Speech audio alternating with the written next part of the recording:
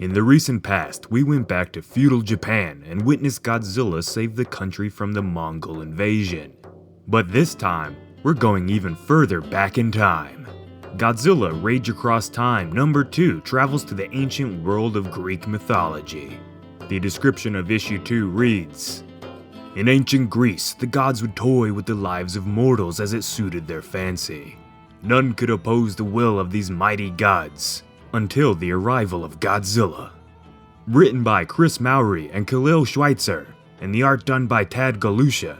This story is like Kratos meets Godzilla, which if you know anything about the God of War series of video games and its protagonist Kratos, then you know how awesome this is going to be.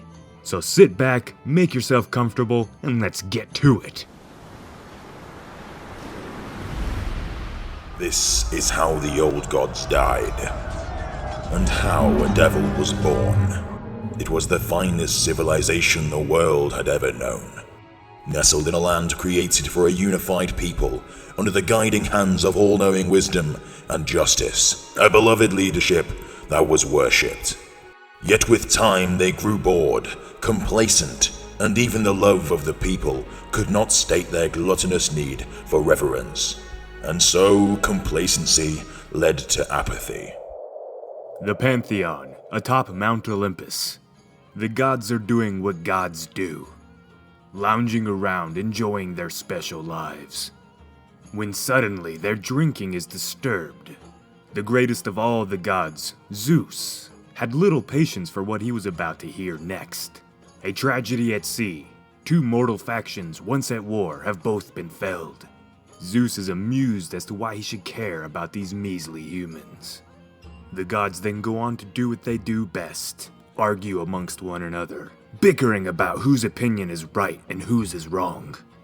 At the end of the day though, there is only one voice that truly matters, and that is the voice of Zeus, the god of thunder. His decision about the humans is, they are a nuisance. As much as she argued her point, Aphrodite could not outmatch the word of Zeus, but it did pique the interest of the god of the seas, Poseidon. With the tragedy taking place at sea, he decides that he will look into the matter, and leaves Zeus, Aphrodite, Ares, and the rest of the gods to continue bickering on what they should do next. Gods, masters of all they surveyed, but every god must have a devil, and a great one awaited. Poseidon arrives to see the damage that has taken place. What could have caused this sort of destruction? Just as Poseidon is about to claim that it was just the humans' fault as to why this happened, he is cut short and sees the real problem. This is no ordinary Greek monster. This is Godzilla.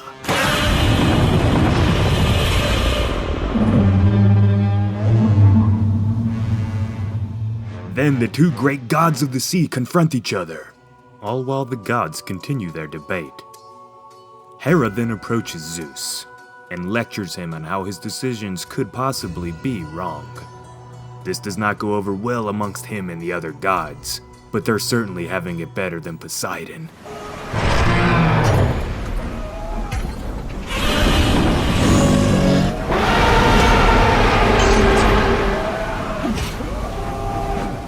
Brave Ares was right.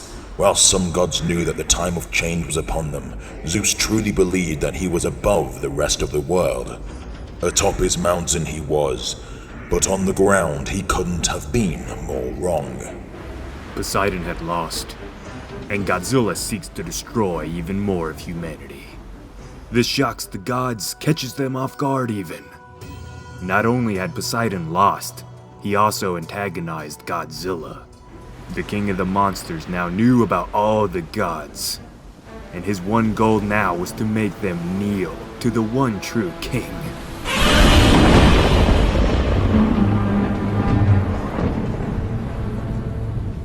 This is where a devil, my devil, was born.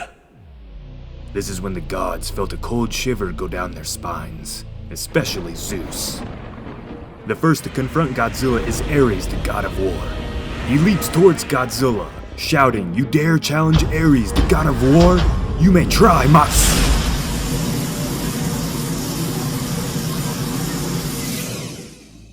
The gods had lost another brother, and Zeus was getting even more angry. He then summons the Hydra to take on Godzilla. Cue the Godzilla battle theme.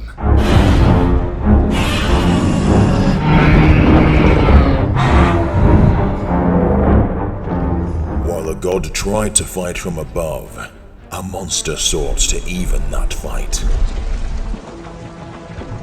The monster brought that god down to earth.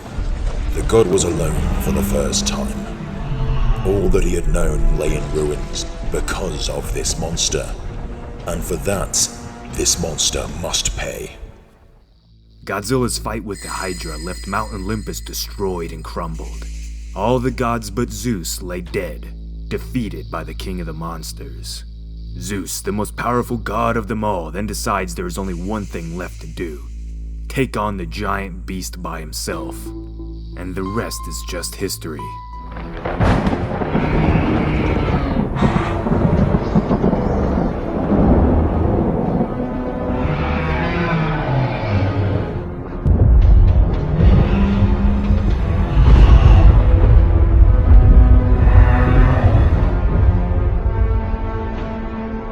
With the last of my power, I vanquished the monster. I vanquished my devil.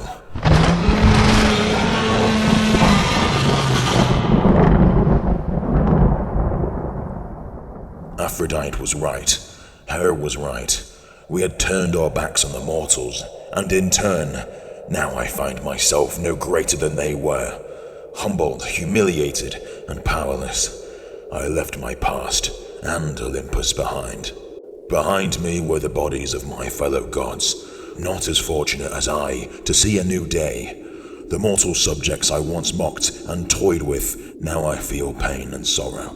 For them as well, not one of them alive to see what I have done, no one to tell the story of my final act. So I traveled far from my old home, and towards a future I was determined to create. Without faith, a god is powerless. I know that now. If I am to be that person I once was, I must learn from my mistakes. I must learn from these mortals, so that I may not fail them again. If I am to regain my power, then I must spend time among them. I must learn their problems, of their sacrifices. Never again will I put myself above their desires, never living with the arrogance that I once had. And with this beast, my devil, long since gone.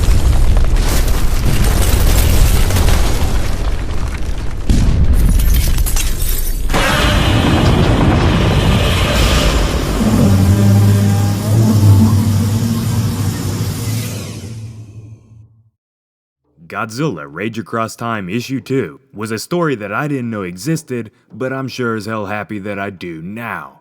Out of all the comics that I've done so far, including the Godzilla in Hell series, this is definitely one of my favorite. I love Greek mythology, I love the Greek gods, I love the Greek monsters, and naturally I love Godzilla. So when these two entities collided, I was in love. This story was great at showcasing what the Greek gods were, which in short was a weird family that liked to argue, bicker, and, get wasted and do other things together that we won't talk about. More or less showcasing their arrogance and lack of respect for normal humans and really anything other than them, outside of the female gods, which have always been a little bit more nicer and more concerned about the well-being of others. But at the end of the day, we're all just here to see Godzilla whoop some ass. He takes on Poseidon like it's nothing. Naturally, Godzilla is at home in the water. Sorry, Poseidon, you're not as badass as Godzilla. Ares, you're a little bit too headstrong, you didn't stand a chance. And now Zeus was able to defeat Godzilla. Well, in a way. In the end though, we all know who the true king is and who came out on top. The art style for issue 2 was superb in my opinion. It almost had that Disney Hercules feel to it. From showing the behemoth of Godzilla himself destroying everything, to the sculpted bodies of both the male and the female gods. I never really found myself questioning why something looks like this or looks like that. Overall, I give Godzilla Rage Across Time issue 2 a 9.5 sculpted butt cheeks out of 10. What would you rate it? Alright residents, so I hope you enjoyed issue 2 of Godzilla Rage Across Time. As always, I'll leave a description down below if you want to get your own copy of this so you can read it at your own will and get the full experience.